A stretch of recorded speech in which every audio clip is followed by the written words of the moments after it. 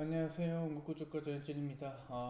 이번 시간에는 스트레스 그 단계에 관련해서 이야기를 해볼까 하는데, 일단 같은 경우에는 경고 단계입니다. 그러니까 초기에 스트레스 요인을 접하게 되는 상황이라고 보시면 될 것 같고요. 그래서 이제 단위 자체도 우리가 경고 단계다라고 이야기를 해주고 있습니다. 뭐 위험한 스트레스 자체가 약간 위험한 경고 느낌이 있긴 하죠. 아까 전에 그 전 시간에 얘기했던 것처럼 하나의 어항에다가 포식자와 피식자를 같이 넣었을 경우에는 피식자는 극도의 스트레스를 받고 있긴 하지만 생존을 위해서 살아간다. 경고인 거잖아. 포식자 자체가 경고인 거잖아요. 그죠? 예로부터 도망가야지 네가 살 수 있다. 라는 이런 경고가 될 것 같습니다. 여기는 이제 교감신경 관련된 내용들이 있고요. 그 다음은 뇌하수체 부신, 피질 자극 호르몬 관련된 내용들하고 그래서 부신에서는 에피네프린, 노르에피네프린 분비 관련된 것들 우리가 이제 생리할 때 배웠던 내용들이라고 보시면 될 것 같고요. 그래서 뭐 뇌하수체 부신 피질 자극 호르몬인 아드레노 코르티코트 블로픽이라는 이런 호르몬 시상하부 뭐 이런 것도 써져 있습니다. 우리에겐 이게 중요하지는 않죠, 그죠? 심박수 증가 뭐 이런 것들 다 알고 있을 것 같고요. 그래서 우리가 보실 내용은 오히려 이쪽 부분이 되겠죠, 그죠? 스트레스에 의한 상해나 쇼크의 상태, 체온저하, 호상구 감소, 혈액의 농축, 혈산증, 산혈증, 제가 잘 거꾸로 얘기했네, 그죠?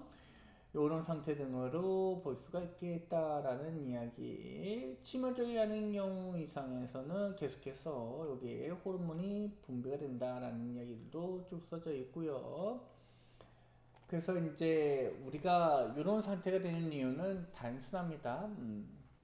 에너지를 많이 소모해야 되기 때문이라는 것이 이제 첫 번째죠. 위험한 상황으로부터 벗어나가게 된다면 여러 가지 신체 활동이 있어야 되고, 그 다음에 뇌의 각성 능력도 매우 높아야 된다라는 거죠. 여러분들이 휴식을 취할 때랑 단순하게 이야기하게 되면 휴식을 취할 때랑 그 다음에 자동차를 운전할 때랑 두 가지 상황을 봤을 때 어떤 게 더 안정적인 상황이죠? 당연하게도 그냥 집안에서 TV를 보고 멍한 TV를 보고 있는 상황이 훨씬 더 안정적인 상황이겠죠. 휴식을 취하는 상황. 요때하고 그 자동차 운전을 하는 상황하고는 전혀 다를 수밖에 없어요. 왜 다르냐? 자동차 운전은 아무리 경력이 많다고 하더라도 다른 위협적인 요소들이 많잖아요. 타 차량이라든지 아니면 속도가 빠른 과속하고 있는 차량이라든지 아니면 신호 위반할 수 있는 차량이라든지 아니면 계속 지속적으로 변하고 있는 신호라든지 이런 것들을 내가 빠르게 인지하지 못하고 그 인지했음에도 불구하고 행동하지 못한다 뭐 이런 상황들이 발생하게 되면 어떻게 되는 거예요? 본인의 생명을 위협당할 수 있기 때문에 약간 긴장 상태, 경고 상태가 지속될 수 있다라는 거죠. 이제 그 다음에 보셔야 될 것이 저항 단계입니다. 스트레스 상황이 오게 되면 그 상황에 맞춰서 적응하거나 저항하거나 뭐 이렇게 될 것 같은데 대부분의 이 스트레스 같은 경우에는 우리에게 그게 좋은 환경은 아니겠죠. 너무나 오래 과도한 스트레스가 쌓이게 되거나 아니면 스트레스 자체가 너무 장기간 반복한다거나 이렇게 되면은 이제 문제가 될 수가 있는데 저항기에서는 보시게 되면 적응 단계라고도 한다라고 설명해주고 있어요. 밀어낸다, 적응한다. 두 가지가 조금 다른 단어임에도 불구하고 실질적으로 환자 혹은 스트레스 상황에 놓여져 있는 사람의 입장에서는 너무 적절한 단어이기도 하죠. 적응이라는 단어가요. 그래서 이제 보시게 되면요, 교감신경계가 반응하고 순환 호르몬으로 정상으로 돌아와서 활력증과 정상 범위로 돌아올 수 있다. 막 이런 식으로 이제 써져 있어요. 이행되고 생체 정상이 증가하고 이런 말들. 그래서 이제 우리가 보시게 되면 시간이 흐르면서 스트레스 원에 무뎌지거나 적응하게 되고 저항은 정상 수준까지 증가한다. 스트레스가 해결되면 대부분 마지막 단계가 된다라는 이야기까지, 그리고 그 아래 있는 것들은 너무 심하면 연장된다 막 이런 이야기까지도 이제 써져 있는 거죠. 그래서 여기 보시게 되면 다른 특징으로 다른 종류의 스트레스에 대한 저항력이 감퇴된다라는 점. 그러니까 저항이라는 거는 한계치가 있어서 만약에 이 하나의 스트레스 원에 대해 저항하고 있다면 다른 스트레스가 들어왔을 때 저항할 수 없다. 여기에 다 대응하고 있기 때문에 남아 있는 게 0이에요. 0이다 보니까 새로 들어온 스트레스 원에서는 대응하기가 조금 어렵겠다라고 보시면 되겠습니다.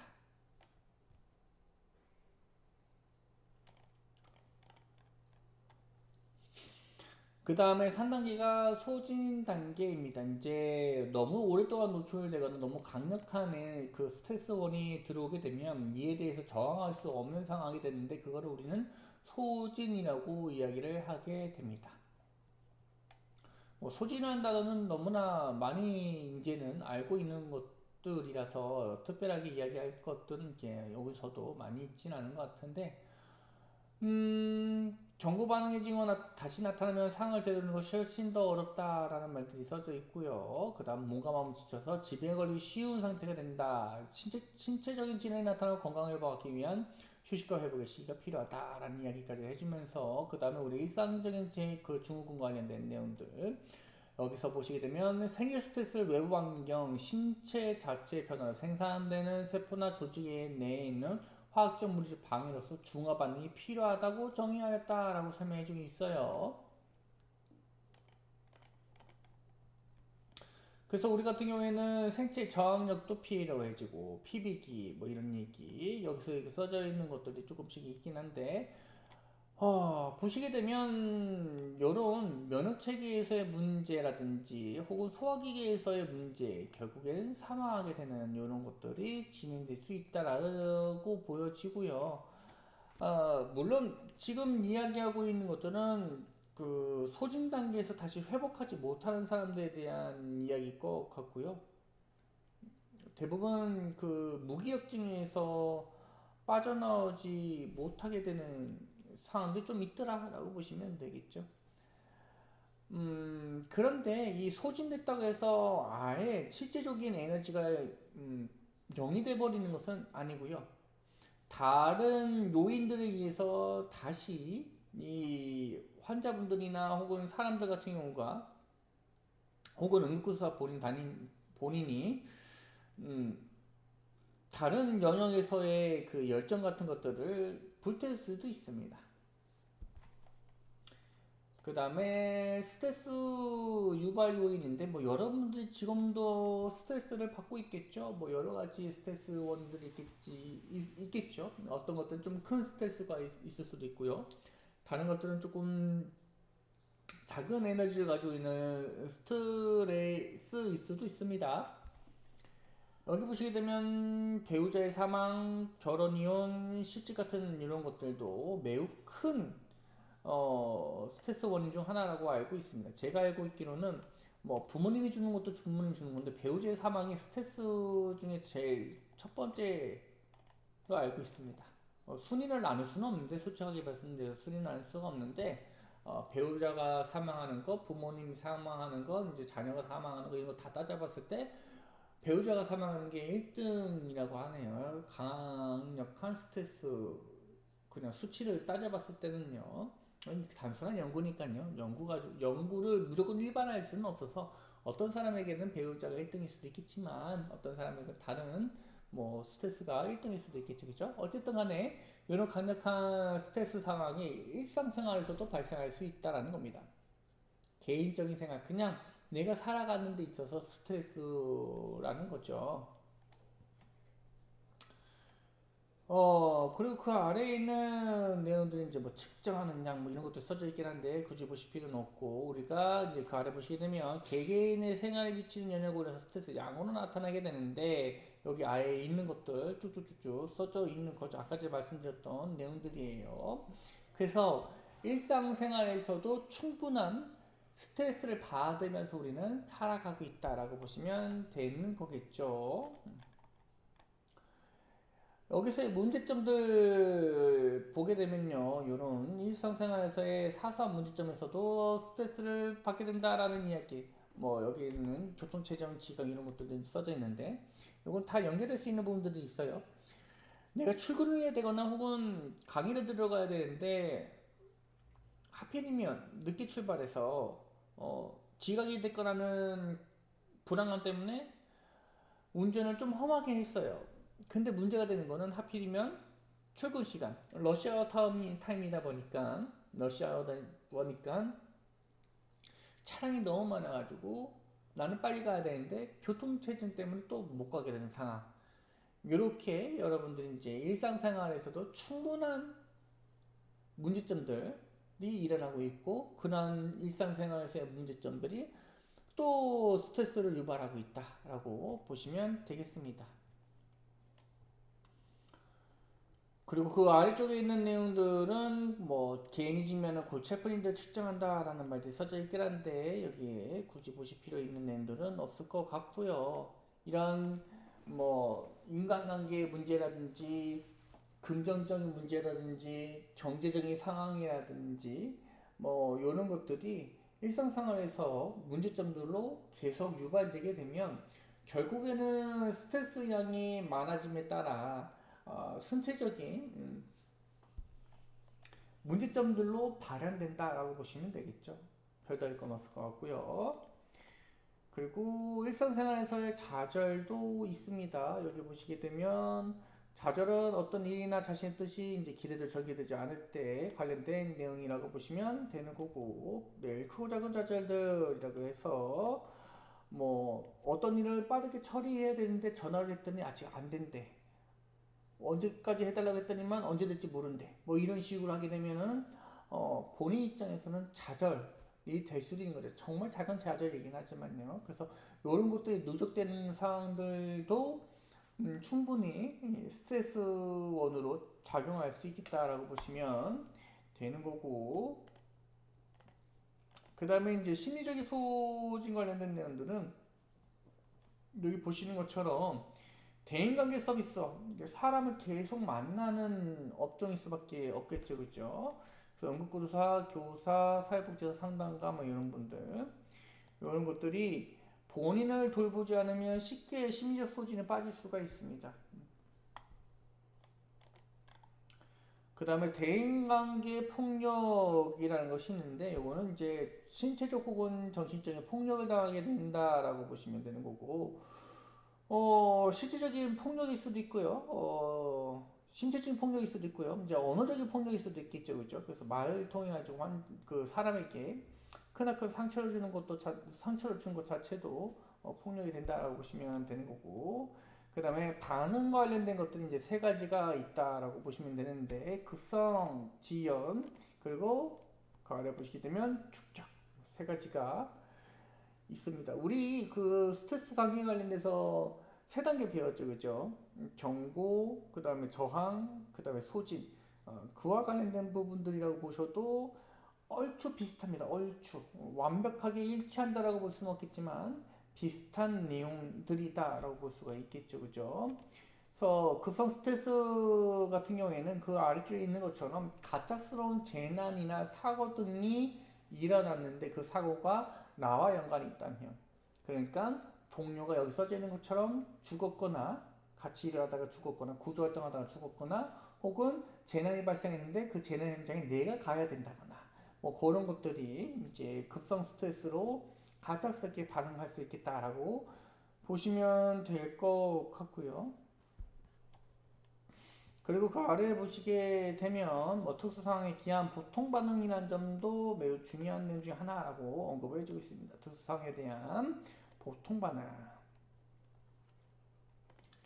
그러니까 지금 얘기하고 있는 요런 재난이라든지 동료의 죽음 같은 경우에는 일상적이지가 않잖아요. 일상적인 상황은 아니고 정말 그 간혹가다 발생하는 상황, 혹은 어떤 사람들은 이 상황에 겪을 리가 없는, 단 한 번도 겪지 않고 일생을 살다가 돌아가시는 그런 상황일 정도로 그 발생 확률이 높지 않은 정말 특수한 상황인데 우리의 직업의 특성상 이런 것들을 많이 보게 된다라고 보시면 되겠죠. 그리고 그 특수한 상황에서는 지금 나타나고 있는 급성 스트레스 반응들이 적절하다라고 보시면 되는 거죠. 그리고 신현에 대한 대처 과정이라고 써져 있고 듣기 정상적이다 라는 말 방금 전에 했던 내용이고요. 여기서는 보셔야 될 게 그렇게 많지는 않아요. 이제 급성이라는 소리는 왔다가 사라지니까 급성이겠죠. 왔다가 고쳐지니까 급성이라는 거고, 와, 우리한테 들어왔다가 사라지지 않고 계속 남아있으면 만성이라고 이야기를 할 수 있는 거잖아요. 그렇죠?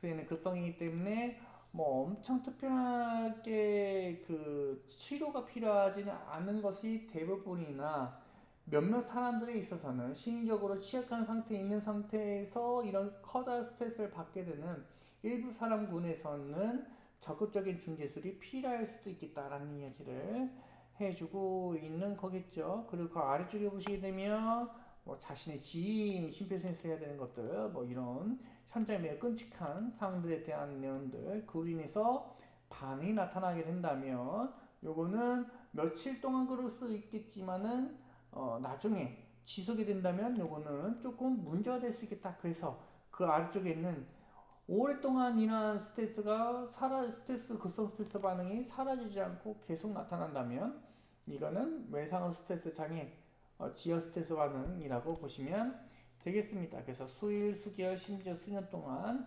발생하는 상황이라고 보시면 될 것 같고, 뭐 제거명, 악몽, 외부 세계에 대한 관심의 저하, 뭐 이런 것들이 쭉쭉쭉 써져 있습니다. 뭐 어려운 것들은 이렇게 많이 있는 것들은 아닌 것 같고요. 얘 같은 경우에는 그 아래쪽에 써져 있는 것처럼 어떤 문제가 이 같은 문제를 야기했는지 원인을 이해할 수 없기 때문에 전문가의 중재가 반드시 필요합니다. 앞서서 했던 급성 스트레스 반응하고는 조금 다른 내용이죠. 지연 스트레스 같은 경우에는 뭐가 필요하다? 전문가의 중재가 필요하다. 치료가 필요하다라고 설명을 해주고 있습니다. 본인 스스로 깨닫지 못한 경우가 있기 때문에 그리고 그 앞쪽에 있는 같은 경우에는 심각한 사건, 그 다음에 뭐 공포감, 재경험을 통해서 계속 그 외상적인 스트레스가, 외상 스트레스가 머릿속에 계속 순환하는 느낌이 되는 거죠. 그죠? 그래서 더더욱 지연되는 느낌이라고 보시면 되는 거고, 그 다음에 축적 스트레스입니다. 소진. 우리 이제 단계에서 됐던 내용들이 소진이었죠. 그죠? 요거는 단일 사건에 의해 발생하지 않는다라고 보시면 될 것 같아요. 위에서 했던 것들은 커다란 하나의 사건으로 인해서 발생할 수가 있는데 축적 스트레스 반응 같은 경우에는 뭐 단일 사고보다는 여러 개의 일이 겹쳐서 오기 때문에 발생하는 이제 반응 상황이라고 보시면 될 것 같고요. 그래서 초기 상황에서는 이런 가볍게 일어났다가 나중에는 점점점 심해지는 우리가 알고 있는 그 PTSD처럼 나타나는 것들이 이제 보일 거고요. 그 다음에 응급구조사들은 이런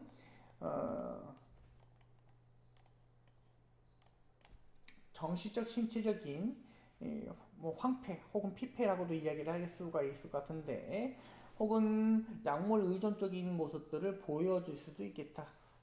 그래서 신체적인 질병, 극한 피로, 감정 통제 불능, 그 다음에 심각한 고립감, 뭐 편집증, 자살로 지낼 수도 있겠다라고 보여지고요.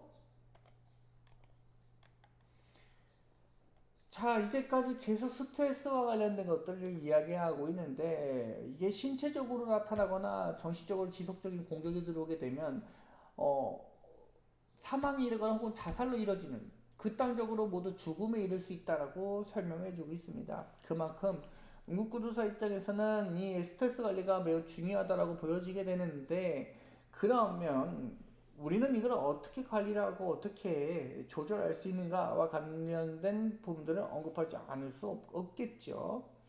그래서 이 외상후 스트레스 관련된 것들, 이게 이제 분류가 이렇게 쭉쭉쭉 써져 있어요. 아마 이제 재난에서도 이야기를 해준 것들인데, 뭐 남부전직 관련된 내용들, 정칭 이런 것들이 쭉쭉쭉쭉 써져 있고, 여기와 우리 관련된 것들은 이야기할 필요는 없고요. 여기 맨 마지막에 있는 거, 외상후 스트레스 장애의 특징적인 증상은 다음 세 가지로 나타난다라고 해서, 반복되는 사건의 회상, 안무, 플래시백 현상이란 것, 그다음에 외상 관련된 자극의 회피 반응, 마비, 그리고 과각성 상태, 이런 것들이 이제 있습니다. 여기서 말하는 외상 관련된 자극 회피는 이제 손상을 의미하는 것은 아니고, 이제 그 전에 했던, 뭐 예를 들게 되면 터널이 무너지는 경험을 했다. 그러면 터널에 들어갈 때마다 내가 그 다시 재현되는 느낌이 있기 때문에, 도로를 갈 때 터널로 가지 터널이 없는 길로만 달려고 하는 이런 회피 현상이 일어난다라고 보시면 되겠죠, 그죠? 그리고 그 아래에 있는 내용들은 외상후 스트레스 장애에 대한 연구들에 대해서 쭉 나오고 있는데, 여기 보시게 되면 최근 연구에는 신경생물학적 기준에 관한 연구들이 시작되고 있다는 것. 그러니까 우리가 기본적으로 정신적인 문제라고 이야기를 해줬었는데, 이거를 단순하게 눈에 보이지 않는 정신 쪽으로만 가지 말고 우리가 눈으로 확인할 수 있는 부분들을 조금 연구해보자라고 해서 신경생물학적 기준들을 조금 연구하고 있다라고 보시면 되겠습니다. 그리고 그 아래에 있는 내용들 이제 쭉 보시면 되는 거고, 연구 관련된 내용들이니까. 자, 그 다음에 보셔야 될 것이 이제 이 PTSD 환자 같은 경우에는 중립적인 환경의 자극이 전에 잊어버렸던 외상 사건들을 불러일으키거나 자극하는 것을 흔히 보게 된다라는 이야기들을 해주고 있고요. 그냥 가만히 있어도 고의 볼인이 당했던 그 사건들이 떠오를 수 있다라는 이야기들입니다. 근데 특별하게 자극을 하지 않았음에도 나타날 수 있겠다라는 이야기들을 잠깐 해준 거고, 그 다음에 신체적인 반응, 그리고 그 아래 보시게 되면 외상에 대한 기호 반복 회상이란 말이 있는데, 이거 되게 많이 나오고 있죠, 그죠? 그래서 우리가 봐야 될 거는 뭐냐, 뭐 기억의 응고화라든지 신경조절 물질의 유리 등으로 인해서 뭐 노르에피네프린, 엔도르핀 뭐 이런 것들 관여한다라는 생략적인 지점들이 이제 우리가 알고 있는 부분들이고, 맨 마지막에 이제 나오는 이제 그 부분들을 볼 때는, 아래 부분에 있는 부분들을 볼 때는 해마라는 부분들, 요게 이제 기억과 관련되어져 있는 것들이죠, 그죠? 그래서 이 해마에서의 기억을 온전하게 끊어내는 것이 더 중요할 수도 있겠다. 그리고 그 아래 있는 거는 제 경험, 똑같은 상황을 똑같이 겪게 되면 당연하게도 PTSD가 더더욱 악화될 수밖에 없겠죠. 그래서 그로 인해서 보게 되면 기록회의 강화로 기억 회로의 강화로 나타나게 되고, 자율신경계의 항진이라는 말로 이제 나오고 있습니다. 그 다음에 과각성에 관련된 내용들, 그 보시게 되면 이런 물질 등에 의해서 발생하게 되는데, 뭐 공포심이나 코티졸 이런 것들은 굳이 각각의 물질들에 대해서는 이야기할 필요는 없을 것 같고요. 내하수체부터 뭐 바소프레신부터 해가지고 쭉 이제 내용이 나와져 있는 거고, 우리에게 중요한 거는 어떤 물질이 나오든 상관없이 그 스트레스 관리가 잘 되면 이런 물질들 자체가 어차피 안 나오니까요. 어떻게 관리를 할 것인가와 관련된 내용들이 이제 여기에 설명을 해주고 있어요. 그래서 보시게 되면 업무를 수행하는 과정에서 경험되는 많은 스트레스를 더더욱 잘 조정하고 완화해서 산후작용하기 위한 의식적인 노력을 말한다, 관리가. 그래서 부적절한 스트레스 관리는 이제 응급구조사의 감정과 신체에 부정적인 영향을 미치게 되기 때문에 우리는 스트레스 관리를 잘 해야 된다라는 이야기들을 해주고 있고, 그래서 뭐 건설적인 취미 활동, 예를 들게 되면 우리가 건설적인 취미 활동을 이제 했을 때 이득 볼 수 있는 취미들이 몇 가지가 있죠. 뭐 사이클이라든지 수영이라든지 달리기라든지 이런 것들. 그러면 체력 증진도 되면서 스트레스 관리도 되면서 뭐 여러 가지 이점들이 많이 있을 것 같아요. 그래서 여기는 구체적으로 네 가지 방법으로 설명될 수 있다라고 다음에 이야기를 할 건데 이 부분에 대해서는 다음 시간에 이어서 진행하도록 하겠습니다.